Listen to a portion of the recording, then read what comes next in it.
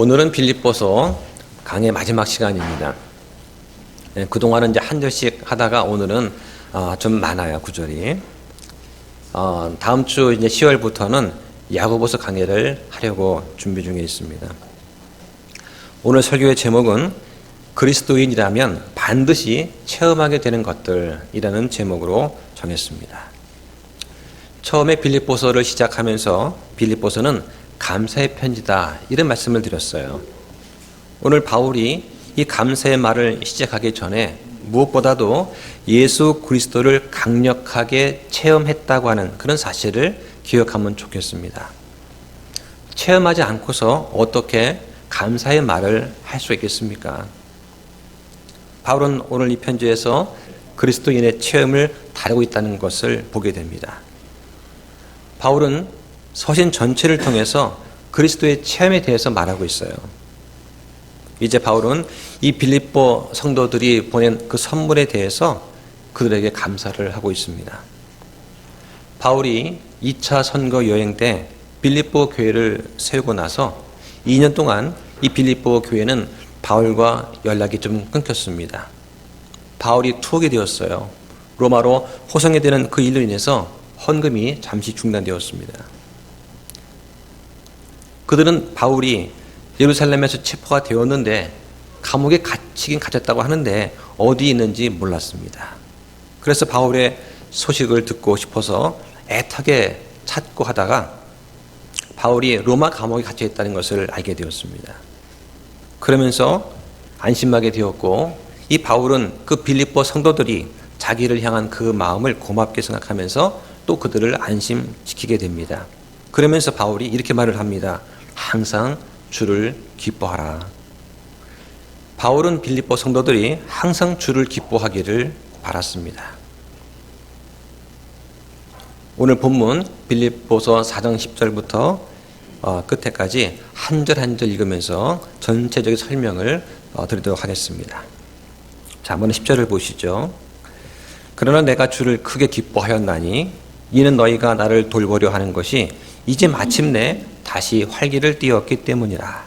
너희가 그것을 위해 또한 염려하였으나 기회가 없었느니라. 바울은 지금 에바브로디도 편에 보내온 선물에 대해서 빌립보 교회에 감사하고 있습니다. 여기 보니까 크게 기뻐했다고 나옵니다. 바울이 왜 크게 기뻐했을까요? 바울이 로마 감옥에 갇힌 후에 2년간 연락이 안 되다가 이제 선물을 보내온 것을 보았습니다. 그리고는 이 모든 것이 하나님의 섭리로 되었구나. 도저히 인간적으로는 예상할 수 없었던 그 일이기 때문에 바울은 크게 기뻐하고 있습니다. 그러면서 마침내 다시 활기를 띠었다고 합니다. 빌립보 교인들은 항상 바울 사도를 돕고자 하는 그런 사려 깊은 마음과 계획을 갖고 있었어요. 그런데 적절한 기회와 여건이 허락되지 않았습니다. 그러나 이제 그러한 여건이 마련되었어요. 바울을 돕고자 하는 그 빌립보 사람들의 그 의지를 실현하게 되었다는 거죠. 이 편지글 한 줄에 바울과 그 빌립보 성도들 간의 사랑과 친밀감이 얼마나 끈끈한지 알 수가 있습니다. 11절에 보니까 내가 궁핍해서 이런 말을 하는 것이 아니니라. 내가 어떤 처지에 있든지 거기에 만족하는 것을 내가 배웠노라고 합니다. 여기서 만족은 무엇입니까? 하나님을 체험하면서 오는 만족을 말하는 거예요. 바울은 이 빌립보 사람들한테 호소한 적이 없다라고 말을 합니다. 나를 도와주세요. 좀 어떻게 좀 해주세요. 이런 구조 조청을 한 적이 없다는 겁니다. 바울은 어떠한 처지에 있든지 만족하는 것을 배웠다고 고백을 하고 있습니다. 그가 갇혀 있든지 밖에 나와 있든지 문제가 아니라는 것입니다. 많은 사람들은 모든 일이 잘 되어가고 내가 안정된 위치에 있을 때 만족스럽다 이렇게 생각을 합니다. 그것은 환경에 따라서 만족한다는 그런 의미가 될 것입니다. 저는 주님께 이 만족 주시기를 참 많이 간구를 합니다. 그 만족함이라고 하는 것, 그거 어떨 때 얻어질까요? 만족은 나의 삶의 현실에서 내 환경 속에서 내가 감사할 때, 그럴 때 진정한 만족이 있다고 할 수 있습니다. 우리가 만족하는 것은 우리의 처지와도 관계가 깊어요. 바울은 어떠한 처지에 있든지 만족하기를 배웠다고 지금 말을 합니다. 우리는 좋을 때 만족하지 않습니까? 풍요로울 때 만족을 하잖아요. 나는 과연 어떠한 처지에서라도 만족할 수 있는가? 이것이 바울이 빌립보서에서 마지막으로 강조하는 내용이다라고 말씀을 드릴 수 있어요. 자, 12절 계속 보실까요? 내가 비천한 데 거하는 것도 알고 풍부한 데 거하는 것도 알아. 어디서나 모든 일 가운데서 배부르게 지내는 것과 배고프게 지내는 것, 풍부하게 지내는 것과 궁핍하게 지내는 것을 다 배웠노라. 지금 바울은 이렇게 말을 하는 겁니다. 여러분의 관심과 동정에 대해서 내가 엄청나게 고맙게 생각합니다. 경제적으로 아주 어려운 처지에서도 나는 지낼 방법을 알고 있습니다. 가장 풍부한 처지에서도 나는 지낼 줄을 알고 있어요. 라고 말을 합니다. 바울은 그러니까 아무것도 없지만 만족했다는 겁니다. 여러분, 이 말이 이해가 되십니까? 아무것도 없는데 만족한다는 거죠. 제가 학교를 졸업하고 강사 생활을 시작을 했어요. 그때 자취를 했습니다. 집에서 출퇴근하기에는 거리가 멀었습니다. 그런데 저는 자취가 정말 만족스러웠어요. 왜냐하면 부모님과 저는 이 종교적인 갈등이 있었어요. 집에서는 마음 놓고 기도하고 성경을 펴서 읽고 성경을 묵상할 수 있는 그런 자유와 여건이 허락되지 않았습니다. 그런데 이 자취를 하니까 너무 좋은 거예요. 그렇게 만족스러울 수가 없어요. 물론 이제 밥 굶는 것은 일상이었지만 저한테는 너무나 만족스러웠던 거죠. 이 바울의 부요함은 육적인 것이 아니라 영적인 부요함이었습니다. 영적인 부요함이 육체의 궁핍을 극복하고 만족하는 그런 생활을 할 수 있게 했어요. 하나님은 바울한테 여러 환난과 고통을 허락하셨습니다. 그것은 바울로 하여금 만족하는 법을 배우게 하시는 목적이 있었던 거죠. 이런 것을 체험을 통해서 배우지 않고서는 만족이라고 하는 것을 알 수가 없는 거예요. 말로 해서 알 수 있는 것이 있고 삶의 체험을 통해서만 깨달을 수 있는 게 있는 것입니다. 지금 바울이 배운 게 무엇입니까? 하나님의 섭리와 권능을 기대하면서 살면 만족할 수 있다는 거예요. 어떠한 처지에 있든지 만족한다는 그 말은 궁핍한 생활에 체념한다는 그런 의미이기보다는 외적인 형편이 어떠하든지 간에 그런 염려와 걱정으로부터 초연하게 되었다는 것을 말합니다. 이 말은 어쩔 수 없는 불가항력적인 형편을 운명으로 받아들인다는 것이 아니에요. 오히려 만족한다는 것은 그리스도 때문입니다. 빌립보서 1장 21절에 이는 내게는 사는 것이 그리스도시요 죽는 것이 이득이 때문이라 하는 그런 믿음에 근거한 것입니다. 주님은 우리로 하여금 그렇게 주님을 의지하고 나아가면 우리는 더 감사하고 더 하나님을 찬양할 수 있는 기회와 여건을 주시리라고 믿습니다. 작년 여름에 지역교회 목회자 모임이 있었어요. 제가 주일 예배 마치고 하룻밤 자고 월요일에 진내로 가게 되었습니다. 그때 감사하게도 교회에서 마련해 준 호텔에서 하룻밤을 묵게 되었어요. 저는 그때 무척 황송했습니다. 이렇게 안 해줘도 되는데 그냥 모텔에서 자고 가면 되는데 좋은 호텔에서 하룻밤 묵게 되었어요. 저는 그때 이 바울이 말한 풍부하게 지내는 것이 무엇인지를 알게 되었습니다. 비록 하룻밤이지만 저는 그날 정말 풍부하게 지냈습니다.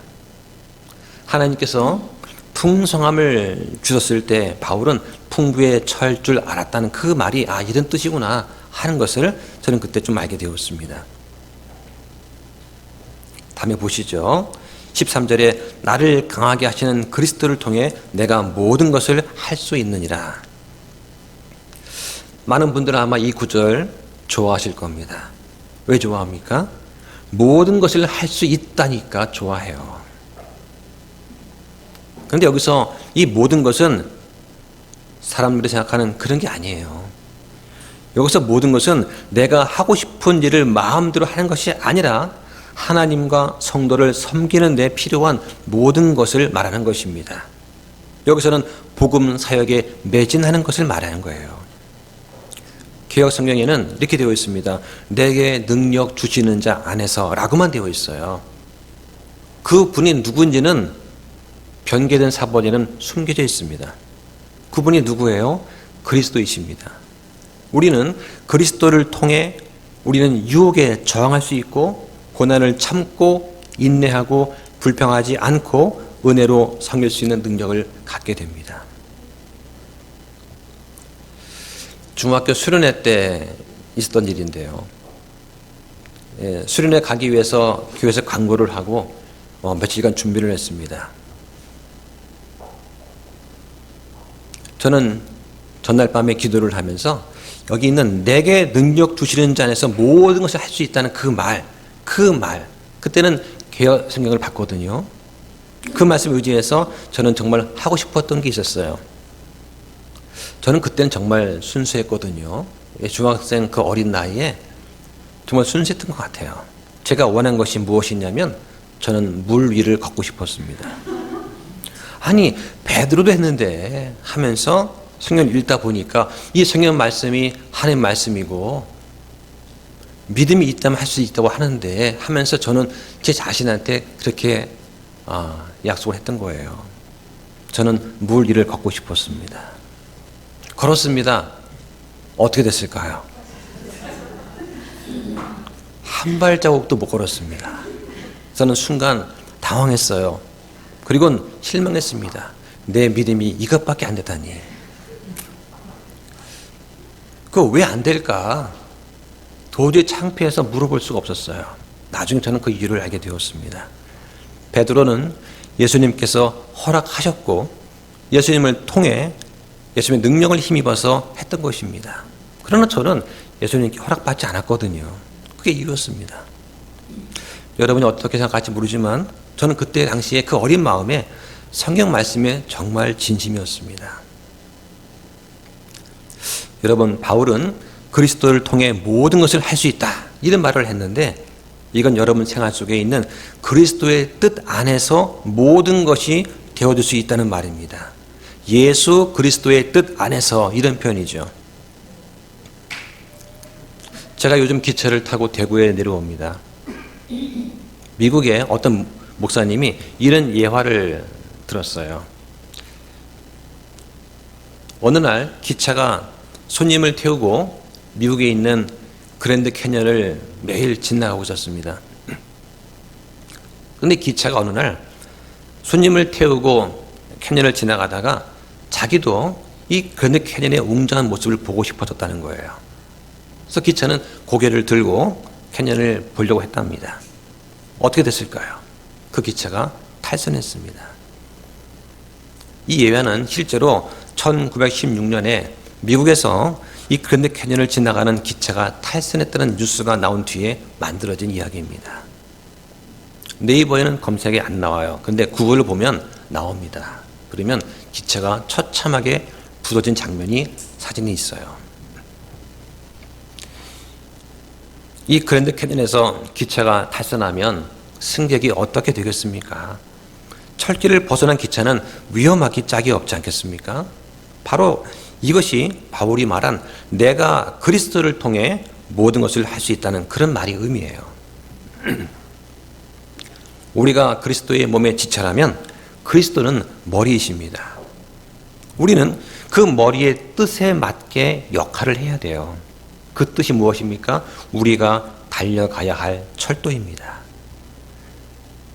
그리스도는 우리에게 능력을 주셔서 그분의 뜻 안에서 모든 일을 할 수 있도록 하시는 그런 분이세요.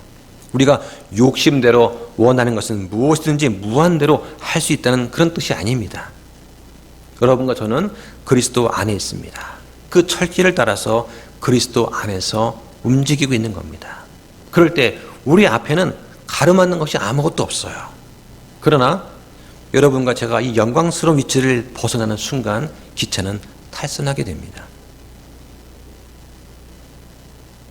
우리가 죄를 범하거나 고집을 부려서 하나님과의 관계가 끊어지면, 교제가 끊어지면, 궤도에서 벗어나게 되면 우리가 무슨 일을 할 수 있겠습니까? 그러나 우리가 그 궤도 위에 있을 때, 하나님 뜻 안에 있을 때 그리스도를 통해서 우리는 모든 것을 할 수가 있습니다. 그런 뜻이죠. 자, 그 다음 절 보실까요? 14절에 그럼에도 불구하고 너희가 나의 고난을 함께 나누었으니 그 일을 잘하였도다. 바울은 반대의 뜻을 나타내는 이 말을 써서 이 빌립보 교인들의 주의를 환기시키고 있습니다. 여기서 나의 고난에 대한 해석이 두 가지가 있어요. 하나는 바울의 개인적인 어려움이나 궁핍을 의미한다, 그런 해석이 있고, 또 하나는 말세에 보편적으로 성도한테 임하게 되는 고난을 가리킨다는 그런 견해가 있습니다. 문맥상 앞의 것이 더 적당하죠. 하지만 뒤의 것도 일리가 있습니다. 주를 믿고 전하는 자들은 마지막 때에 여러 가지 형태의 고난을 당하기 때문에 이 바울의 개인적인 고난도 여기에 포함될 수 있다는 것입니다. 바울은 지금 자신이 이 빌립보 교인들의 도움이 불필요하다는 오해를 불러올까 봐 신중하게 말하고 있습니다.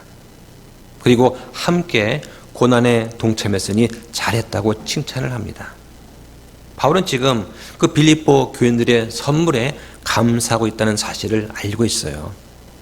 에바브로디도를 통해서 빌립보 교인들이 바울을 도우고 그렇게 했지 않습니까? 이건 감사의 표시예요. 15절에 빌립보 사람들아, 이제 너희도 아는 바와 같이 복음의 초기에 내가 마케도니아를 떠날 때에 주고받는 일로 나와 교통한 교회가 오직 너희 외에는 없었느니라. 여기 너희도 아는 바와 같이, 즉 너희도 이미 잘 알고 있어서 다른 증거를 찾을 필요 없이, 그런 말이죠. 복음의 초기에 내가 마케도니아 떠날 때에, 이 말은, 복음의 초기라는 말은 사도행전 16장과 17장에 보면 바울이 제2차 전도 여행을 떠나게 됩니다. 빌립보에서 데살로니가, 베레아, 아테네, 고린도를 거쳐갔어요. 그때 빌립보 사람들이 처음으로 복음을 듣고 그리스도인이 된 그 시기를 말하는 것입니다. 실제로 바울이 이 마케도니아를 떠나서 아가야, 고린도 남쪽에 있는 아가야를 갈 때 이 빌립보 교회 외에는 아무도 그한테 물질적인 도움을 주지 않았어요. 바울은 이 상황을 묘사하기 위해서 상업적인 용어인 주고받는 일이라는 그 표현을 쓰고 있습니다. 이 말은 거래의 계좌를 뜻하는 그런 말이에요. 학자들은 이 구조를 이렇게 해석을 합니다. 바울이 영적인 은혜를 주고 대신 빌립보 교회는 육신의 것, 즉 물질적인 선물로 화답했다, 이렇게 해석을 합니다. 바울이 이러한 용어를 쓴 것은 교회가 복음 사역자들의 선교 비용을 충당하는 것이 마땅하면서도 동시에 감사하다는 그런 것을 말하고 있는 것이죠.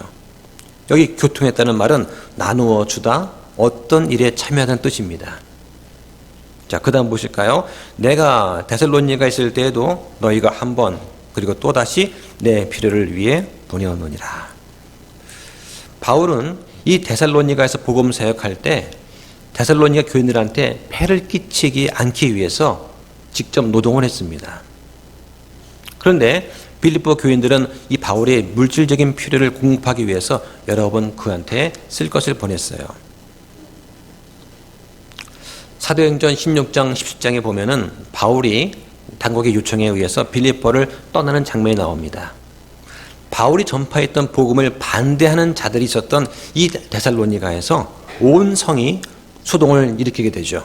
그래서 세상을 뒤집어 엎은 이 자들이 여기도 왔다고 하면서 바울 일행을 막 방해합니다. 쫓아내려고 그래요. 그때 아무도 도와주지 않았지만 이 빌립보 성도들이 바울을 도와준 일이 있었습니다. 그 다음에 17절에 나는 선물을 바라지 아니하며 오히려 너희 회계장부에 넘치게 될 열매를 바라노라. 여기 선물이 무엇입니까? 생계 유지를 위해서 필요한 자원입니다. 바울은 고린도 교회에서도 경제적인 지원을 받지 않았습니다. 왜입니까?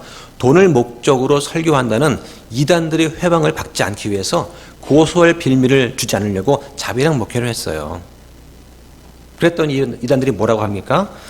성도를 사랑하지 않기 때문에 받지 않는 거 아니냐라고 또 비난을 또 했습니다.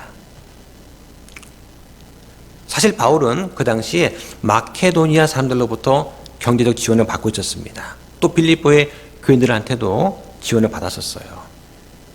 바울이 한동안 이 자비랑 목회를 한 것은 아름다운 일이지만 그것이 기준이 되어는 안 됩니다. 그것은 특별한 경우예요.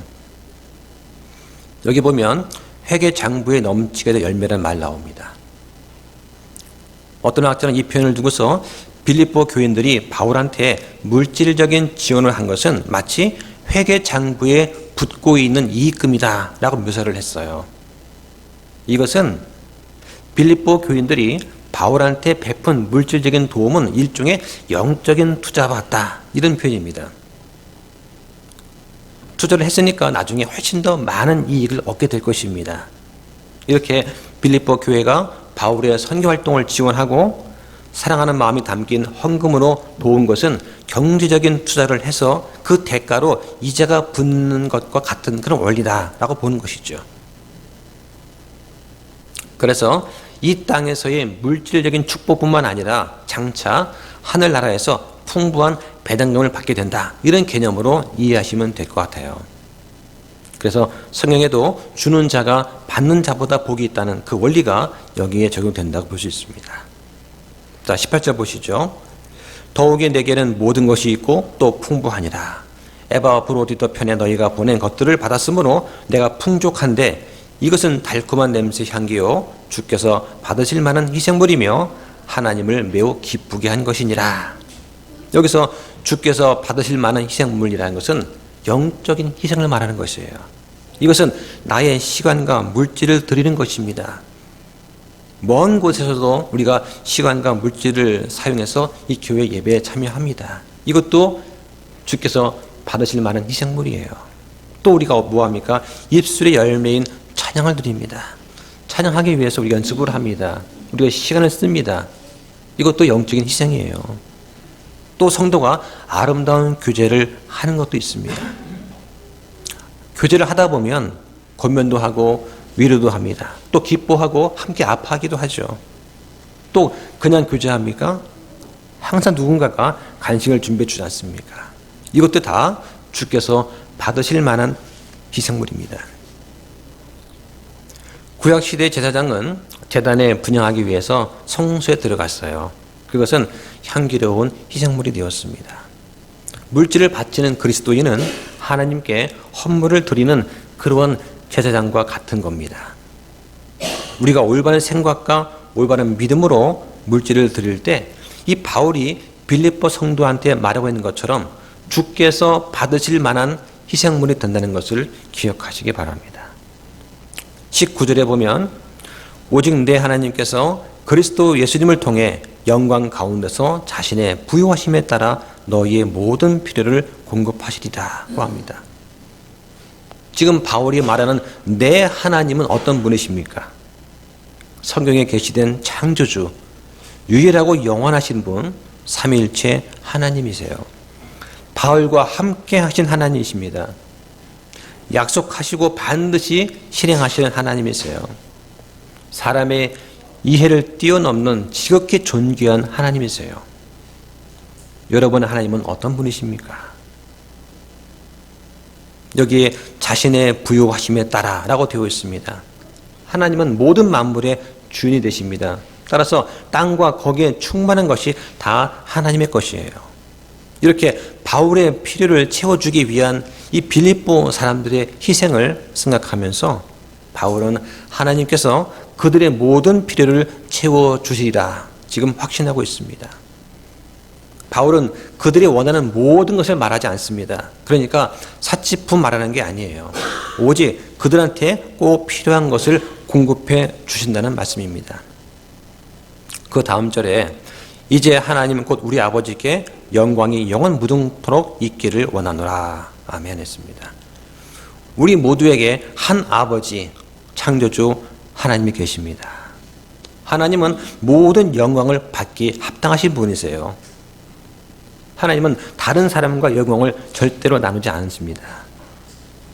21절에 보니까 그리스도 예수님 안에 있는 각 성도에게 문안하라. 나와 함께 있는 형제들이 너에게 인사하느니라. 여기 문안한다는 그 말은 그리스도 안에서 인격적인 교제를 하라는 그런 말이에요. 22절에 보니까 모든 성도들이 너에게 문안하되 특히 가이사르의 집안에 속한 자들이 문안한다. 당시에 그리스도인을 박해했던 네로 황제 집안 사람들 중에서 이 가이사르 집안에 속한 사람들이 있었는데 그들이 구원을 받았어요. 그 사람들이 지금 그리스도 안에 있는 그런 사람들입니다. 마지막 절에 우리 주 예수 그리스도의 은혜가 너희 모두 함께 있기를 원하노라 하였습니다. 여기서 말하는 은혜는 무엇입니까? 우리에게 구원의 시작과 끝마침이 되는 그런 단어예요. 갈보리 십자가 위에서 절정을 이루었습니다. 이 은혜는 그리스도의 은혜가 있으면 나는 이미 모든 것을 다 소유한 것이다. 이렇게 말할 수 있는 그런 은혜예요. 이런 은혜가 여러분과 함께 하기를 축원합니다. 자, 이렇게 해서 빌립보서를 마무리하니까 어떻습니까? 어떤 여운이 남으시는가요? 바울이 사역하던 당시에 그런 시대적 사회적인 배경이 어떠했는지 알게 되었습니까?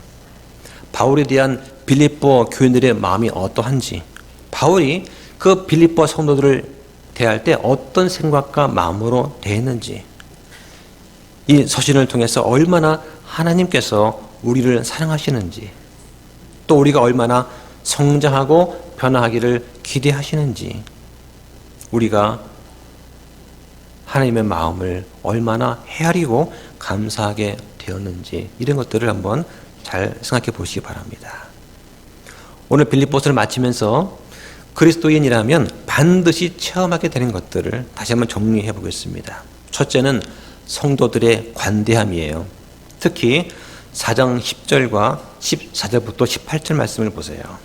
분명히 이 빌립보 교인들은 사도 바울에 대한 지속적인 관심과 후원을 보여주었습니다. 바울이 마케도니아를 처음 떠날 때 바울과 함께 했고요. 마케도니아를 떠나기 전에 그 데살로니가에 있는 동안에도 그들 몇 번이고 지원을 보냈습니다. 이제 마침내 로마에 있는 동안에 그들은 이 에바브로디도 편에 또 선물을 보냅니다.